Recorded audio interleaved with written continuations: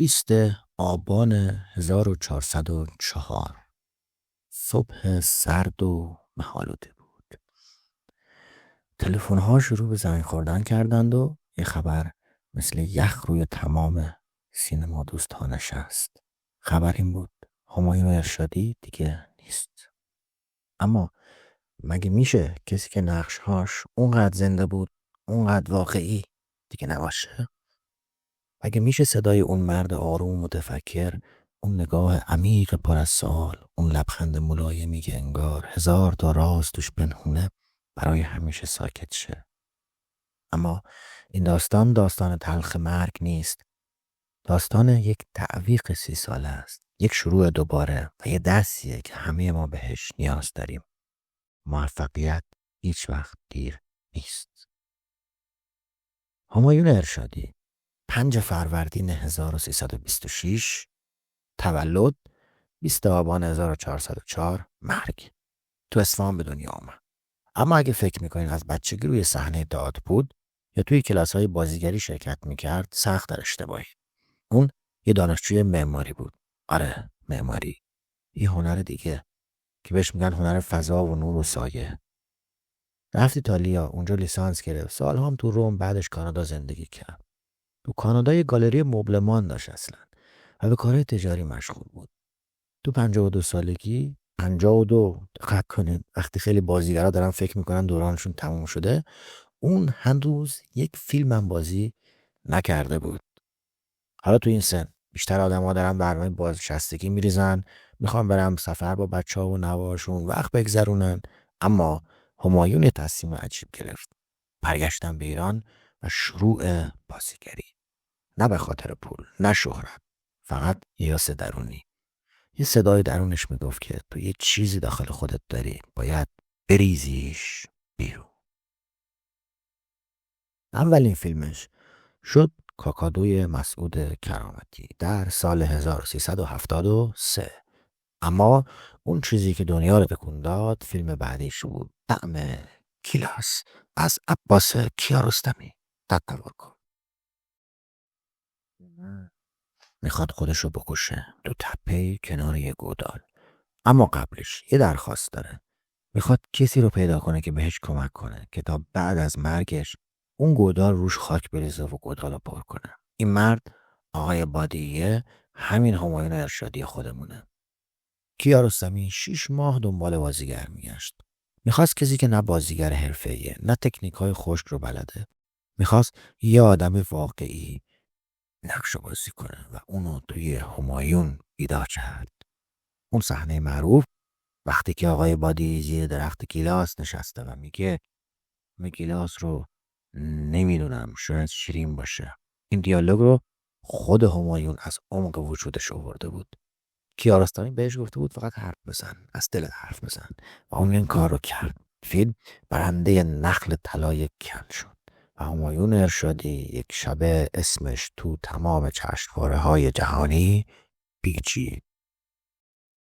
بعدش نوبت درخت گلابی آقای مهرجوی شد. اونجا نقش یک کشاورز ساده دلو بازی کرد که عاشق لیلا حاتمی شده بود. اون نگاه خالص، اون لبخند معصوم، انگار یک دفعه همون رو برد تو دل یک رویای دور افتاده و گذاشت قلب یک کشاورز. اما داستان جالب‌تر از این حرف هست. همایون نمیخواست فقط تو سینمای ایران بمونه. انگار دنیا صداش میزد. پس رفت سمت هالیوود. بادبادک پاس، فیلمی که بر اساس رمان پرفروش خالد حسینی ساخته شد. اونجا نقش بابای اصلی داستان رو داشت. روزنامه لس آنجلس تایمز دربارش نوشت بازی ارشادی حیرت انگیزه. اون بدون اینکه یک کلمه انگلیسی بلد باشه، با نگاه و لحنش همه چیز رو منتقل میکنه. البته که روزنامه لس آنجلس تایمز اشتباه میکرد. کسی که یک عمر در خارج از کشور زندگی کرده قطعا انگلیسی رو بلده، خوبه بلده. اما بگذاریم. بعدش آگورا با ریچل وایس، 30 دقیقه بعد از نیم شب، ساخته کاترین بیگلو، متحد با فیلیپ سیمون هافمن، و تو هر کدوم یک وجه جدید از خودش نشون داد. یه بار یه دانشمند، یه بار یه پدر مهاجر، یه بار یه مردی که تو بحران تصمیم سخت میگیره. اما چیزی که همایون ارشادی رو خاص میکرد فلسفهش بود. اون میگفت که بازیگر نباید به تکنیک تکیه کنه، باید از دل بگه. این جمله کلید زندگیش بود. همایون توی مسابقه گفته بود که من نه سینما رو بلد بودم نه تکنیک بازیگری، فقط اومدم و خودم بودم. جالبه. یاده اگه دیده باشی تو سکانس طعم گیلاس که داره با اون سرباز حرف میزنه، اونجا داره واقعا ارتباط میگیره. چشماش نه به دوربین، نه به کارگردان، نه به تماشاگر. اون داره با خودش حرف میزنه، با خداش، با مرگش، با زندگیش، و ما فقط ناظریم و میبینیم. اینه که اون اینقدر تأثیر گذار بود، چون بازی نمیکرد، زندگی میکرد. و یک سال شما رو یاد کدوم بازیگر بین المللی میندازه همچین سبکی؟ جوابم نمیدم، بیم بگردیم. یه نکته جالب، همایون همیشه میگفت من یه انسانم قبل از اینکه بازیگر باشم، و اینو تو همه مصاحبه‌هاش تکرار میکرد. اون نمیخواست ستاره باشه، نمیخواست اسمش سر زبونها باشه، فقط میخواست کارش رو درست انجام بده. میخواست یک پیام بده: زندگی رو ساده بگیر، عمیق زندگی کن. تو سریال تلویزیونش هم همین رو میبینیم. شمس العماره، خانه روی تپه، آسپرین، دیوار به دیوار، رقص روی شیشه، تو همه اینها اون یک پدره، یه دوسته، یه همسایه هست. انگار همسایه خودمونه، انگار بابای خودمونه. چرا؟ چون حس صمیمیت رو میتونه خوب اجرا کنه. اون لحن آرومش، اون نگاهی که انگار میگه میفهممت. این چیزی که هممون بهش نیاز داریم. و حالا یه لحظه نگاه کنیم به زندگی همایون. اگه اون تو 52 سالگی شروع کرد، تو چند سالگی؟ تو چند سالگی میخوای شروع کنی؟ شاید 20، شاید 30، شاید 40. نمیدونم چند سال هستی که داری این پادکست رو گوش میکنی. شاید فکر میکنی دیر شده، شاید میگی این رویاام رو باید ول کنم. اما همایون به همون یاد داد که هرگز دیر نیست. اون به همون یاد داد که موفقیت لزوما جوانی نیست، لزوما سرعت نیست. گاهی اوقات باید برگردی به ریشه هات، باید ببینی کی هستی، باید صدای درونت رو گوش کنی. و وقتی اون صدا رو شنیدی، باید جرأت کنی که از صفر شروع کنی. و یه درس دیگه، صمیمیت.